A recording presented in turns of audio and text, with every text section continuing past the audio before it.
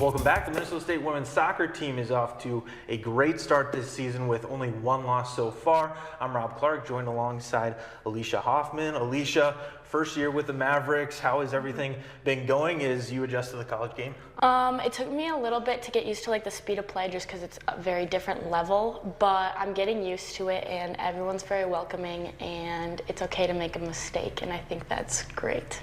How much does this team really benefit from the practices where we see that big roster and there is a lot of competition happening every single day?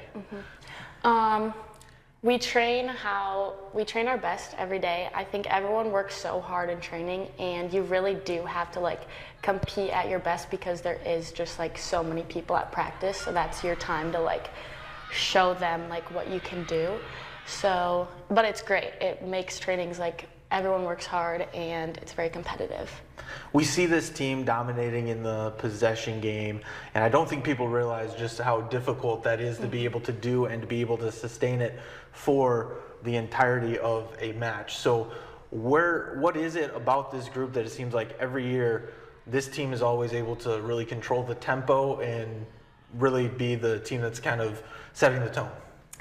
I think also having the big roster kind of helps because we have so much depth, and you just work as hard as you can on the field, and then we have people to come in that can continue to possess the ball and keep that possession throughout the entirety of the game. I think that helps.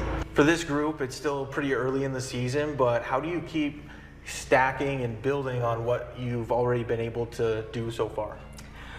I think just really taking it one practice at a time, one game at a time, and then Abby actually said in last week's practice, it was we have to continue to beat our best selves. So we've been doing great so far, but we have to keep improving to beat ourselves in the past, to just keep improving. And everyone's going to give us their best game, so we have to take that into consideration and use it as fuel. What is it about head coach Brian Ball's coaching style that really seems to bring out the best version of everyone on the field? I think he cares about everyone, as a player and as a person across, we have such a big roster, so I feel that's hard to do, but it, everyone can genuinely feel that he's checking in on you and, cares about you as a player, that you're always improving, whether that's in practice, on the field, and just, as a person. And I think everyone knows that he'll always be there for you, and that goes on the field, and has a family culture as well that goes across the whole team.